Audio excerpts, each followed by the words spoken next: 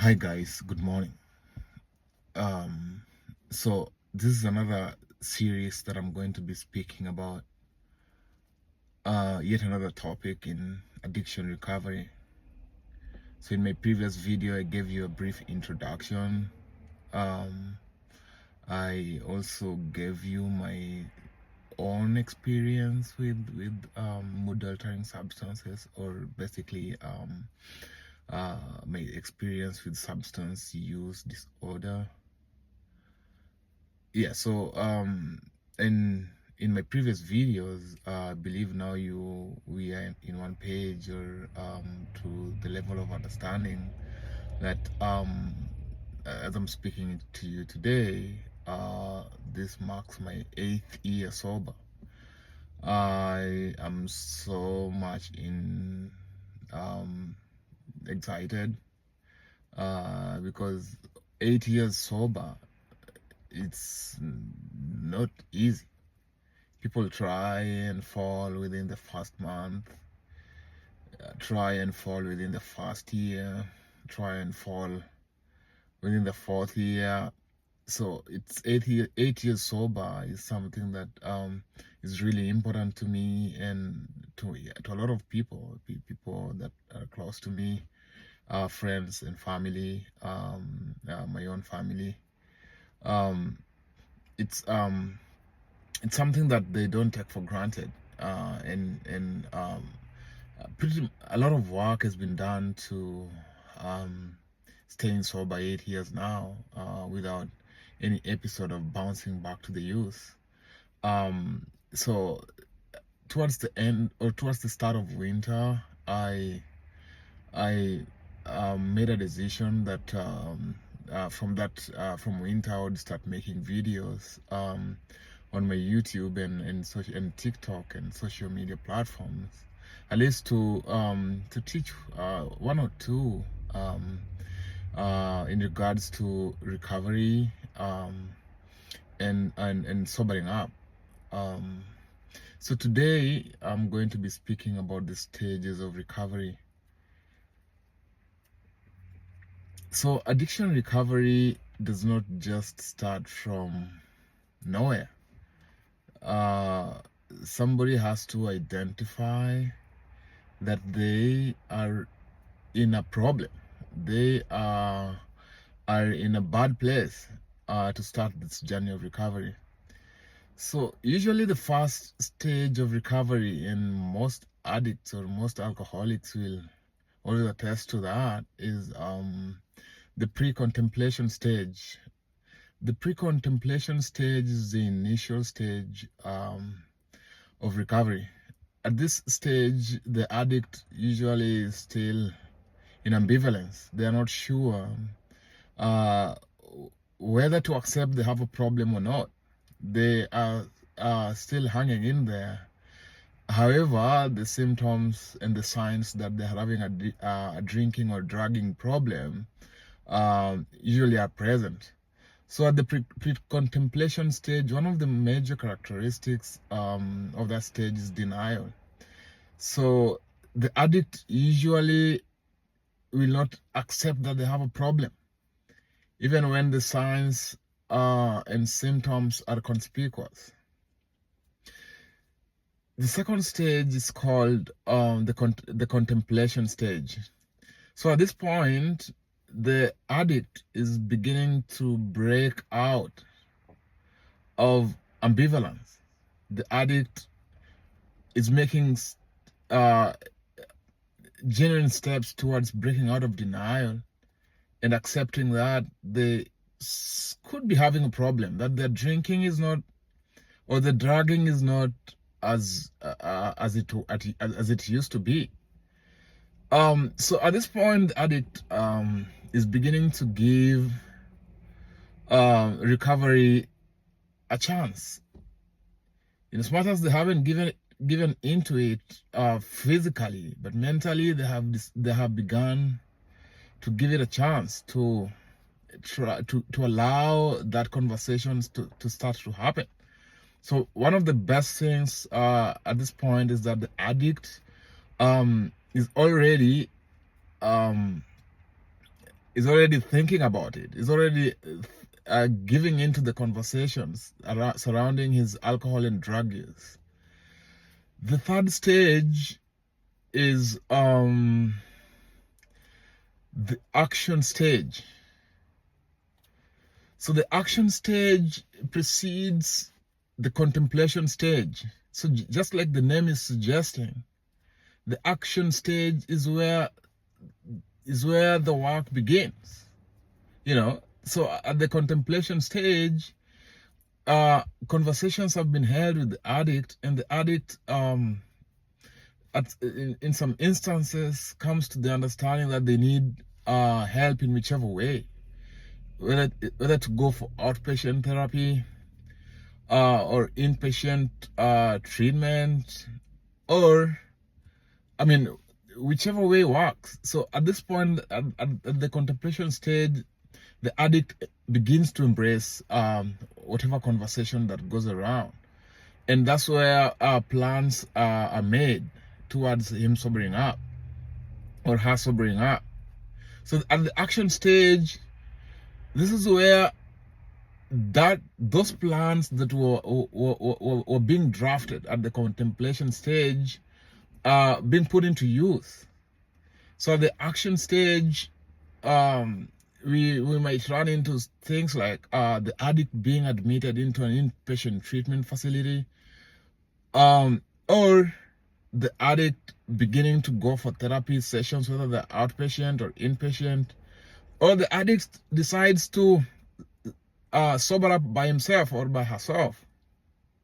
So here, there's of course one thing that's gonna happen. The addict is gonna get out of that stage, is gonna get into that stage and start working towards a real journey of recovery, the actual journey of recovery, stopping the use of alcohol or substance in totality at this point, or cutting down. So whichever action the addict and people around the addict begin to start to begin with, whether it is cutting down or whether it's stopping the use in totality.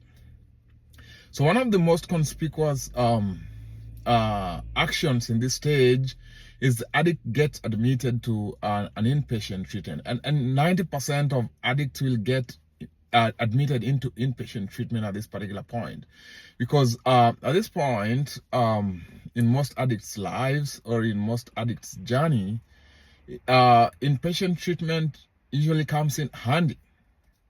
So inpatient treatment, there are several programs that do inpatient treatment. We have, and the most common one is the AA/NA 12 steps of addiction recovery.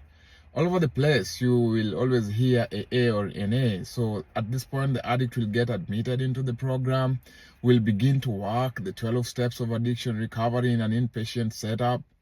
And if they're lucky, they'll get out of the program and stop the use in totality.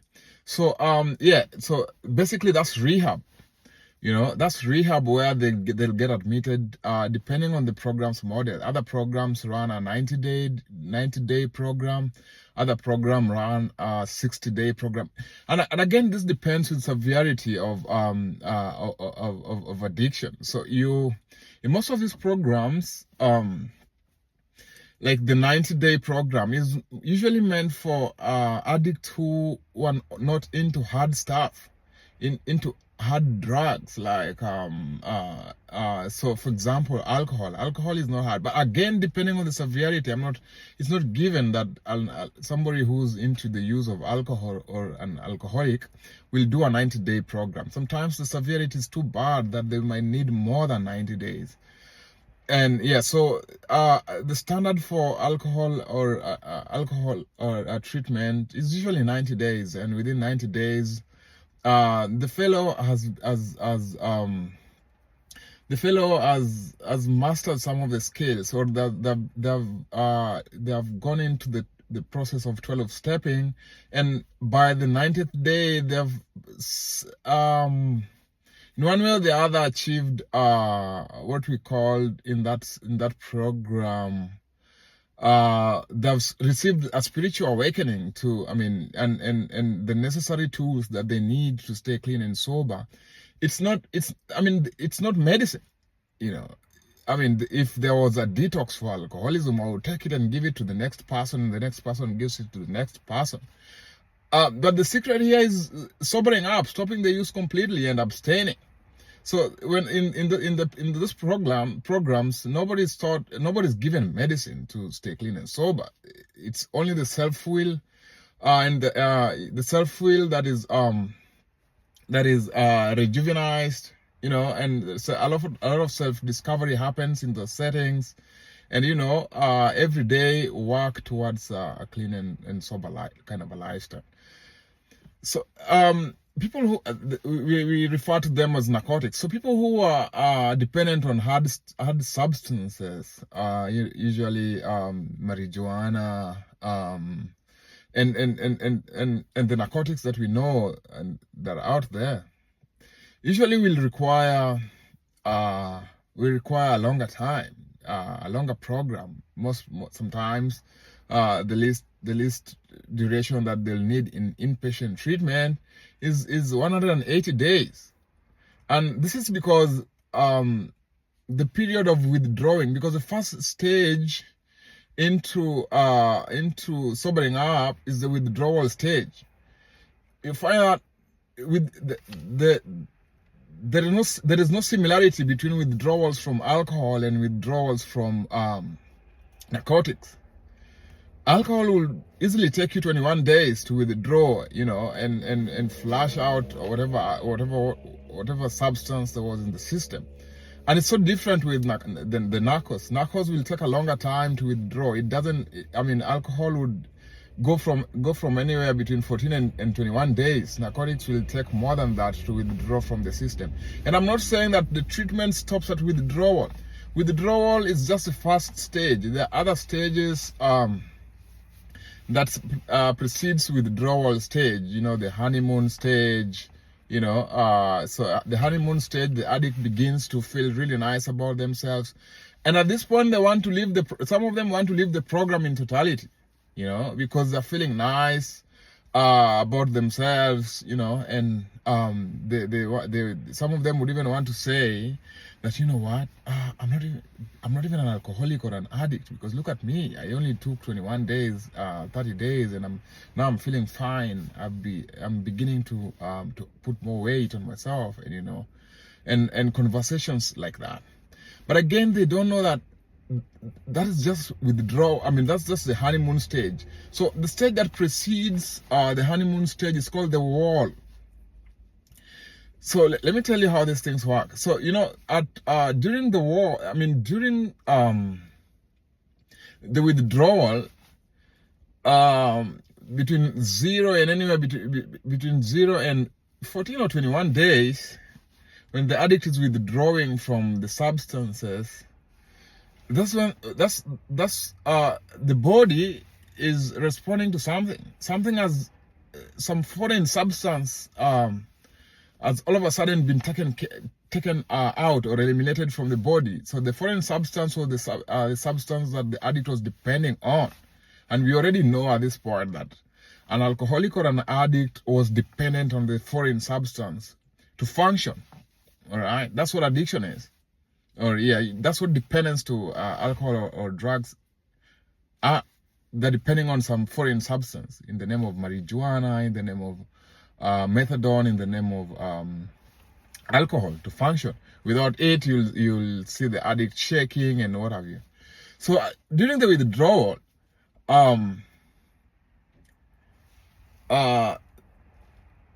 the production of these chemicals because the body was depending on the production of on a substance for the production of, for example, the feel-good hormone, the dopamine, norepinephrine, and all that.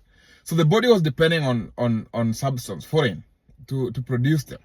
The body usually at equilibrium, the body produces them without the introduction of any substance.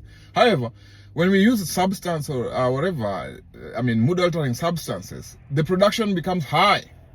All right. So when a fellow is admitted into a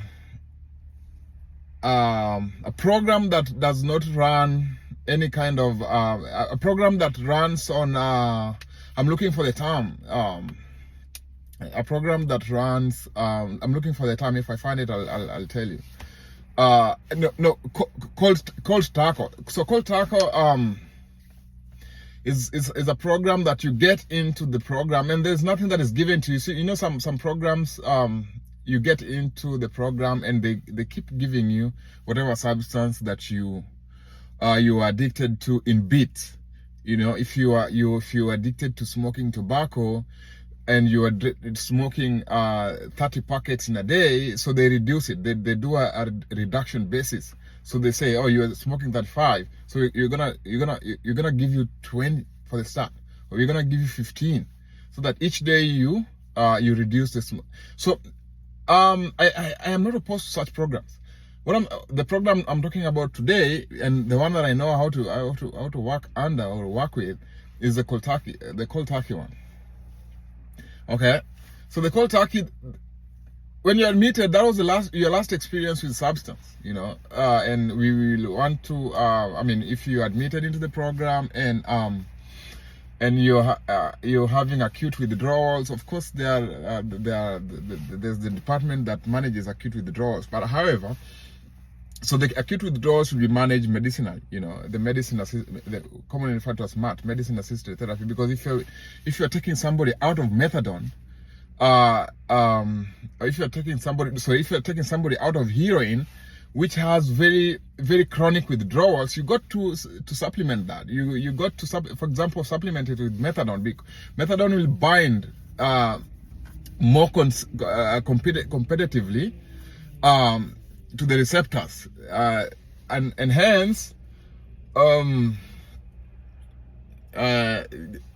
diminishing the need for heroin. So in most programs, you'll find that they take you out of heroin and they put you on methadone, and methadone will diminish the cravings for heroin within the first 24 hours. And then somebody will argue, how are you going to take them out of methadone? So there is also going to be another period that the fellow is going to be weaned off the methadone, so that it's completely out of foreign substances in the system to function. So back to my withdrawal stage. So during the withdrawal stage, and the body is readjusting. All right, the body is readjusting, and to the fact that there is no the body is not taking in any foreign substances that are mood altering. So the production of the chemicals that I told you, the feel-good hormones, the hormones that make the chemicals that make us feel high, quote unquote high, the production is low. Okay, because that whatever was instigating the production has been taken care of. So that's why during the first few days you find the alcoholic or the addict in treatment so down, they are not happy, some are shaking, some are some, if you give them a cup of tea, they'll shake and even drop it down. But it's going to be all right. It's going to be fine. You just need to rehydrate. The addict just needs to eat. You just need to put the addict on a strict diet plan. Within the first 14 days, it's going to be all right. And again, most of these treatment programs will always have a standby acute withdrawal department. So that if the withdrawal is so high, characterized by hallucinations, characterized by some of these bad things, hallucinations, shakes, vomiting, that department will handle them. But that does not say that the medicine that are going to be given is treating alcoholism or addiction. No, it is managing the withdrawal symptoms that come with, with stopping the use of alcohol or substance. So that is what happens within withdrawals. And then the second stage is the honeymoon. During the honeymoon, the body has readjusted. Okay, the body has readjusted. It is now producing the chemicals normally, without the introduction of any foreign substances into the system. So usually, as a normal functioning person, you are here with the production. all right, of some of these feel-good hormones. You know, we are here. That's the equilibrium. But during the honeymoon stage, why the addict will begin to feel that they begin to feel nice. They begin to feel, you know, I'm not an alcoholic or an addict. You know, you just need to release me. I don't need to, and they're very good. I don't need to do a 90-day program or a 180-day program. So honeymoon is between 0 and 45 days. So they're like, man, I just need to get discharged. You know, it was just a phase in my life that I was going through, but I'm good. I'm gonna go back and take care of my drinking or drugging. So production is high, so the body is still struggling to achieve equilibrium. Some days in the honeymoon stage, the addict is overly happy, overly happy, and that's the point he would want to see. He's able to see that, man, I need to go back and finish my undergraduate course or that diploma. Man, I need to go back to work, So the production is high. It's not achieved equilibrium. Some days the addict is low. It's like, it doesn't make sense anymore. I need to just walk out of this program. Those days the production is low. Whatever is happening in the brain is, it's not. There's no equilibrium yet. So that's between 0 and 45 days. It's gonna get tough. All right. So between 0 and 90 days, between 45 and 120 days is called the wall. Just like the name is suggesting, that's a very tough time. And why is it tough? It is tough because we are at equilibrium. So at this point, the addict is in reality. All right?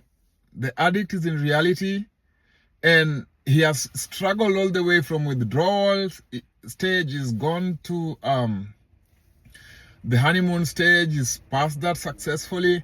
And then he's like, why am I all of a sudden feeling this way?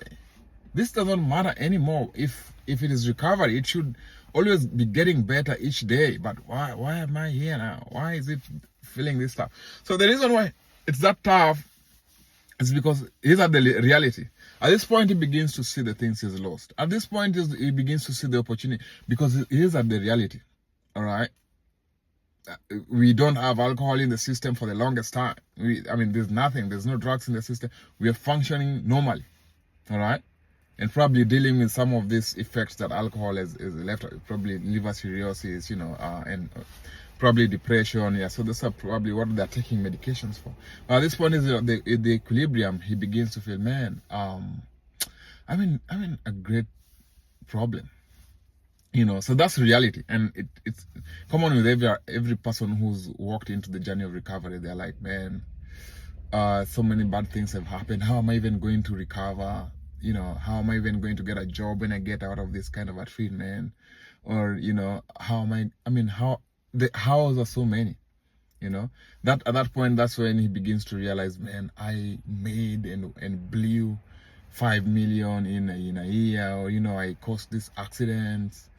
So that period is very tough, and that's the reality. All right.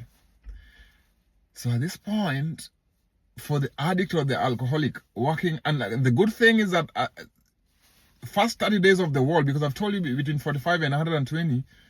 So first 30 days of the wall stage, the addict usually is in inpatient treatment. Okay, so making it easy.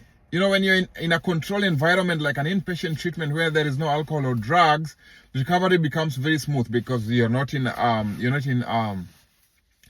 a controlled setting. You're not in a high risk situation.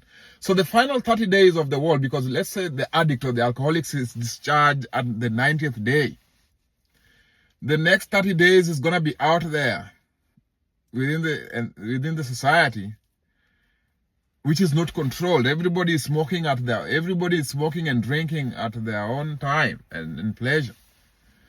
So the first 30 days is gonna be easy because it's in a controlled environment. So this is where a good therapist will keep working with their client to work a stronger program.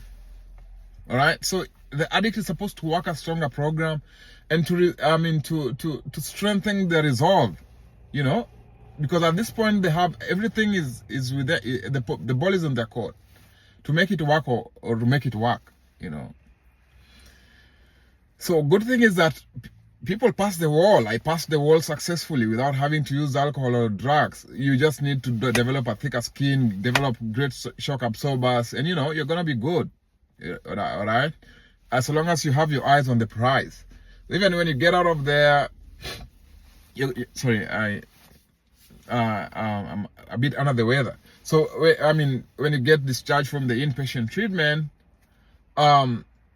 you're gonna be fine as long as you're working a stronger program, as long as you're staying away from triggers, as long as you're staying away from drinking buddies. The first few days you don't want to go and read newspaper in the club or anything like that, or stay close to people who are still in the use, because it will trigger you back to the use. There's an old Chinese saying that says, when you frequent a barber shop, one of these fine days you'll have a haircut. So as an alcoholic or an addict in early recovery, when you want to stay close to people who are still in active use, you will go back to the use. So what do you need to do? You need to stay clear from the trigger areas, because you still don't have high coping mechanisms to deal with that. So it's gonna be fine. It's gonna be fine. Between 120 and 180 days in recovery, it's called the adjustment phase or adjustment stage. So at this point, if you get to that point clean and sober, man, you're almost there. You're almost home and dry. So probably because we are talking about the fellow who was admitted into treatment. So at this point, you already discharged. You're back into your environment. You're back into your workplace. If you were not employed, you're back to your home or where you stay. And mark you, this is the same environment where you used to drink and drug. All right. So a lot of things are going to happen here. You're going to adjust. You're going to know how to live in this environment that you were once an addict. So you're back to that. So you're gonna know how to live in that particular environment. You're gonna know how to live with those people. If you're going back to work, and your colleagues are the ones who always want to take you out, everybody's gonna want to take you out and buy you alcohol, but you need to be strong. The consequences that you'll have to suffer as an addict is not the same consequences they'll suffer. All right. So you don't need to give up your guard just only because of the prospect of fun. You don't need to do that. Yeah, so a lot of adjustments, just like the name is suggesting, is gonna happen at this particular point. Some people will move towns. Some people will, just stay in the same town, but really be assertive. And that's the requirement. To be assertive. Your no should mean no. If they ask you that can I buy you alcohol, tell them that you no longer drink. When you tell them that, the doctor prescribed me with some condition, or I'm sick, I'm not gonna drink because I'm unwell, you have lied. And they'll wait for you to get well. They'll come back a month later because they know you're not gonna be sick for a month, and then tell you, man, let's go and drink, let's go and drug. Just like I told you, tell them that you no longer drink. You used to drink, but you no longer drink. And if they don't wanna agree with that, cut them off. How many people, everybody in recovery will tell you that we cut people off. People who are constantly talking to you about alcohol and drugs. Let me tell you, my friends these days, the people in my life right now, they know that we are not gonna you're not gonna try to get me to drink. We will stay. We will go to we'll go to the gathering. We'll go to the party. But you're not going to bother me with giving me beer, or you will be cut off. All right. So make them know that it's either that way or the highway. They better stop talking to you about alcohol, or we are going to sacrifice this relationship. All right. Be a ruthless pragmatic. Don't allow people to drag you, because the consequences you will have to suffer as a recovering alcoholic or a recovering addict when you bounce back to the use are dire. So you'd rather sacrifice that, even if it's your partner who wants to keep beer in the house. You'd want to think about that relationship. All right, so the adjustment phase is gonna be characterized by a lot of things. You're probably gonna get yourself a job. You're gonna get yourself, you're gonna gain weight. You're gonna look good. If you hit the gym, you're gonna look good. You're gonna look nice, as long as you're not drinking. So a lot of things are gonna happen during that. Some people will bounce back to the use, and I've not spoken about people usually bounce back to the use during all these stages.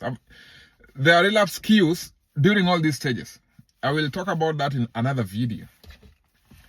So after you go through the adjustment phase successfully, there is the final phase of recovery that is called the resolution stage. All right, the resolution stage is between 180 plus. All right, 180 plus. So that's the resolution stage. You're successfully fully back into the society. You're back to your job. You're back to those crazy colleagues that when it is Friday, they want to bring the triggers in front of you. You're back to living in your flat where the house down floor is a club, or you're back to the society. So it's again up to you to know that you are responsible for your recovery. You might not be responsible for your addiction, but you are 100% responsible for your recovery. People will always present you. You'll always be in high-risk situations. There is no place in this world that there's no club or there's no alcohol. But it's up to you to make the decision that you're not going to drink or you're not going to drug. All right? So back to what I was talking about earlier on. So these phases of recovery are different from the blanket stages of recovery. So these phases of recovery, the ones I talked about, the withdrawal phase, the honeymoon phase, the wall, the adjustment, the resolution, those are phases within the action stage. All right, I hope you get me. If you don't get me, you're gonna just go down there and ask me a question over there. I'll see it, or inbox, I'll see it. So after the action stage, so the stages of recovery, if you're not lost, the first stage you talked about was pre-contemplation, then contemplation, then action, where we were still talking about these small phases. And then we have maintenance. All right, just close to what I was speaking about during the resolution stage, or the resolution phase of the phases of recovery. So here we will do the same thing. We are going to be maintaining what we have achieved, whether it is 1 month in sobriety, 2 months, 3 months, maintenance. So after maintenance is the relapse stage. So at this point, so relapse is part of recovery, okay? So and you don't need to relapse.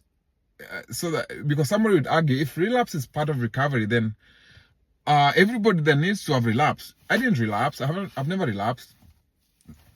There are people who have done 20. Like I used to work with my very good friend. He was sober since 1994. So by 2024, he was 30 years sober. All right. I mean, he's been sober since 1990. By 2024, he was 30 years sober. All right, he didn't relapse at any point. However, people relapse. It does not mean that that's the end of recovery for you. You can always do it over. You can always start over. People relapse for various reasons. I will speak about that again in another video. Reasons for relapse. I've handled cases of relapse. In crazy ways. There are crazy ways that people come to me that, you know what, Chris, I relapsed, and ask them, how did you relapse? Crazy. The final stage of recovery after relapse stage is called the long-term sobriety. So if you pass all those stages, if you pass the relapse stage without relapsing, you're gonna need to keep your long-term sobriety. All right, and that's the final phase.